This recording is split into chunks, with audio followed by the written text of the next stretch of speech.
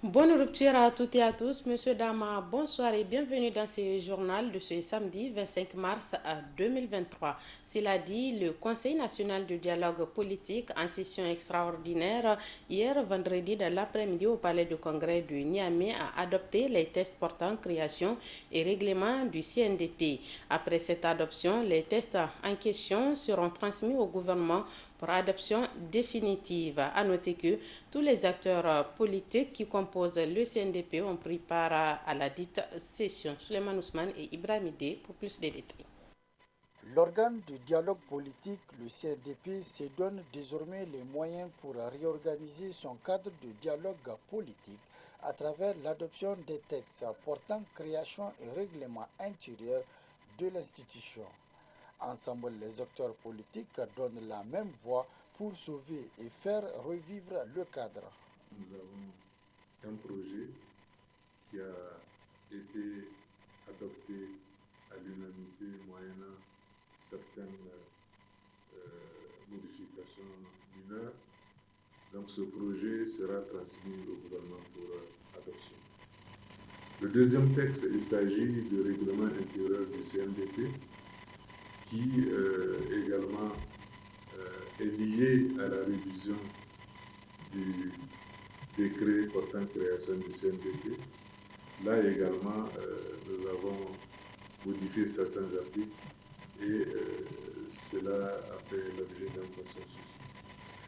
Ce qu'il faut noter comme innovation majeure, c'est que désormais les réunions du CNDP seront consacrées par un procès verbal qui sera signé par les représentants des différents groupes partis politiques. Les travaux de cet après-midi, qui se sont déroulés dans un cadre consensuel, dans un dialogue franc entre les différentes parties et toujours dans l'esprit de consensus. Et cet esprit a prévalu. Un peu avant les discussions, ce sont les leaders politiques de la majorité et opposition qui se sont félicités de la tenue de la session et appellent l'ensemble de la classe politique nigérienne à mettre l'intérêt du pays devant. Deuxième réunion d'IGE qui laisse augurer des lendemains meilleurs grâce à la politique de dialogue prônée par le président de la République et son gouvernement, mais grâce également à ce sursaut patriotique de l'opposition qui, depuis en tout cas 2022, a décidé de mettre l'intérêt supérieur de la nation devant toute chose, ce qui a permis d'ailleurs et facilité la reprise des travaux du CNDP avec toutes ses composantes, majorité, opposition et partis non affiliés. À l'ensemble de la classe politique, de mettre uniquement le pays devant, de penser au pays, de ne pas penser à soi-même. Au milieu de tous, nous allons partir de cette terre, le Niger, d'autres vont venir. Il faut qu'on laisse nos clivages. Nous ne sommes pas des ennemis, nous ne sommes que des adversaires. S'il n'y a pas eu, ça fait combien d'années que les gens ne peuvent même pas se parler. Nous avons pu trouver l'occasion de revenir sur une table et discuter. Et moi, je prie que Dieu nous aide dans ce élan pour qu'ensemble, ce n'est pas quelqu'un de l'extérieur qui va venir construire notre pays. Donc, vraiment, je me réjouis de cette séance et je me réjouis de la suite. À travers cet exercice, le Conseil national de dialogue politique, le CNDP, veut ainsi se doter des textes clairs et actualisés pour rendre son fonctionnement plus efficace. À titre de rappel, depuis des années, outre le CNDP, le Niger dispose d'autres cadres de dialogue comme la CNDS, le CNT et des commissions interministérielles de négociation avec les partenaires sociaux. Le ministre de l'Élevage assurant l'intérim de la ministre de l'Environnement et de la lutte contre la désertification a présidé ce matin au Centre national de la santé et de la reproduction de Niamey de plantation d'arbres dans le dit centre à l'occasion du 75e anniversaire de l'OMS qui sera célébré le 7 avril prochain. La cérémonie a enregistré la présence de la représentante de l'OMS au Niger qui a exprimé sa satisfaction avant de décliner les activités rentrant dans le cadre des 63 ans de l'OMS au Niger. Suivons le compte rendu. Santé pour tous, c'est le thème de la célébration cette année de la Journée mondiale de la santé. En prélude à ce 75e anniversaire, l'Organisation mondiale de la santé, l'OMS, a planté 25 arbres et plantes médicinales au Centre national de la santé et de la reproduction. Occasion saisie par le gouverneur de la région de Niamey pour remercier l'OMS dans ses efforts de lutte pour un environnement favorable à la santé. Permettez-moi aussi de remercier l'OMS pour cette importante initiative de plantation d'arbres au niveau de ce centre et pour le choix porté sur la région de Niamey pour abriter la dite cérémonie. La cérémonie qui nous réunit ce matin marque ainsi la volonté de l'OMS à poursuivre son accompagnement dans cette lutte perpétuelle pour un environnement plus favorable à la santé à travers notamment la création et l'entretien des espaces verts.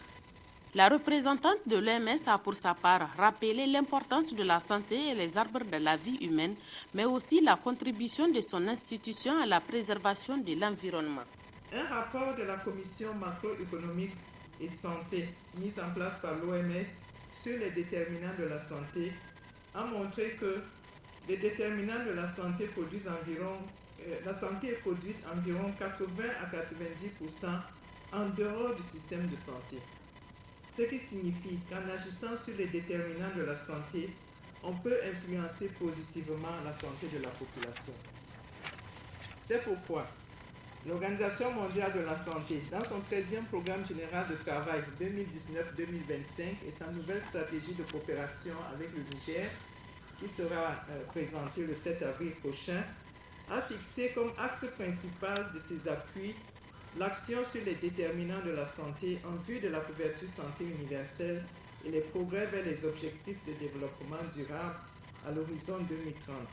Le ministre de l'Élevage, assurant l'intérim de la ministre de l'Environnement et de la lutte contre la désertification, président de ce lancement, se réjouit de cette action qui cadre avec ceux de son département ministériel et du pays. Le ministère en charge de l'environnement se réjouit particulièrement de cette contribution qui cadre parfaitement avec les missions assignées aux 10 ministères par les plus hautes autorités de notre pays, en l'occurrence Son Excellence M. Mohamed Bazoum, président de la République, chef de l'État. Le 7 avril 2022, l'OMS avait célébré la Journée mondiale de la santé sous le thème « Notre planète, notre santé ». À cette occasion, la population nigérienne a bénéficié des sensibilisations sur les effets négatifs du changement climatique. Cette action rentre dans le cadre de la commémoration de la Journée mondiale de la santé le 7 avril prochain, couplé au 75e anniversaire de l'OMS et qui marque ainsi les 63 ans d'existence de l'institution au Niger. Cérémonie officielle de remise d'attestation de formateurs à des femmes détenues à la maison d'arrêt de Niamey, formée par l'organisation non gouvernementale Action pour la réinsertion sociale des femmes et mineurs incarcérés au Niger. La cérémonie s'est déroulée en présence du partenaire de l'ONG, la conseillère du gouvernement de Monaco, Moustapha Brahman Zangoma et Abdoulaye Sedou pour d'autres détails. C'est depuis 2014 que l'ONG Action pour la réinsertion des femmes et mineurs incarcérés au Niger accompagne la maison d'arrêt de Niamey à travers des initiatives, projets et programmes de formation au bénéfice des mineurs et des femmes en détention. Ce samedi 25 mars 2023, en présence de l'un des partenaires clés de l'ONG, à savoir la conseillère du gouvernement et ministre des Relations extérieures de la coopération de Monaco, Ce sont des attestations de fin de formation qui sont décernées à une quinzaine de femmes en détention. Elles sont elles-mêmes désormais formatrices à leur tour sur les techniques de fabrication de savon liquide, parfum de chambre, parfum de corps, tatouage et pommade de corps. C'est le couronnement d'un long processus débuté en 2018. Le 20 janvier 2018, lancement officiel de la première phase, qui est la formation de 52 femmes sur les techniques de fabrication de savon liquide, parfum liquide, l'encens, pommade de peau et parfum du corps. La deuxième phase consistait à initier les femmes détenues à la production et le conditionnement des produits fabriqués. Du 19 juillet au 12 août 2022, l'ONG Arsfimine a organisé la formation des formatrices des femmes détenues à la maison d'arrêt de Niamey. L'accès à l'emploi est un domaine prioritaire pour la coopération de Monaco.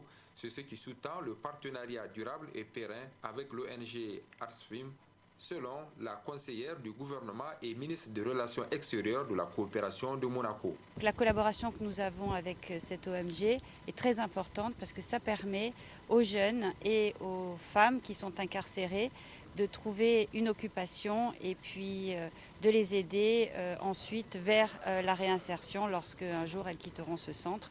Et c'est très important aussi pour leur autonomisation. Donc nous sommes très honorés de recevoir Madame la ministre ce matin ici dans ces installations, encourager la coopération monégasque à continuer les efforts pour contribuer en tout cas à l'amélioration des conditions de détention et la réinsertion des détenus. Outre les femmes en détention, l'ONG Arsfim a formé 27 mineurs incarcérés dans le domaine de la menuiserie bois, portant à 79 le nombre de femmes et mineurs en détention bénéficiaires du projet. Ce n'est pas de gaieté de cœur qu'on envoie un enfant en prison ou une femme qui est censée être avec ses enfants. Donc, mais quand même, si cela arrive, il faut qu'il y ait les moyens pour pouvoir accompagner cette personne dans cette souffrance. Et donc, nous intervenons auprès des femmes et des mineurs. Et ces activités vraiment rentrent dans le cadre de la préparation même à la réinsertion des personnes détenues. Face aux besoins croissants et multiples des femmes et mineurs en détention, l'ONG Action pour la réinsertion sociale des femmes et mineurs incarcérés au Niger sollicite l'appui d'autres partenaires afin d'élargir ses activités aux autres prisons du Niger. Peu après cette remise d'attestation, la ministre de la Principauté de Monaco et sa délégation qui l'accompagne se sont retrouvés au ministère de la Santé publique, précisément dans la salle de réunion pour une signature de convention cadre sectorielle dans le domaine de la santé. Cette signature de convention fait suite à celle signée en 2018 par les deux parties. Compte rendu, Raina Moussa et Likoga. La présente signature marque l'accord cadre sectoriel entre le ministère de la Santé publique, de la Population et des Affaires sociales et celui de la Principauté de Monaco. Cette stratégie de coopération avec Monaco vise à contribuer à la mise en œuvre des plans de développement élaborés par les différents secteurs. Je me réjouis de l'excellence et du dynamisme sans cesse grandissant du partenariat bilatéral entre nos relations sont le reflet aujourd'hui d'un niveau d'engagement et de volonté politique de nos deux chefs d'État qui donnent tout leur sens à l'exemplarité et à la spécificité de la coopération. Le présent accord a pour objectif global de contribuer à l'amélioration des conditions de vie des populations nigériennes et pour objectif spécifique de favoriser l'accès des populations les plus vulnérables aux services de santé et à un coût de qualité, et à des soins de qualité, de poursuivre et renforcer la qualité des prises en charge sanitaire et sociale aux populations vulnérables à travers le renforcement des structures de santé publiques et privées et des compétences des personnels de la santé. La ministre de la Principauté de Monaco s'est réjouie des efforts que son pays ne cesse de déployer pour renforcer la résilience du système sanitaire nigérien.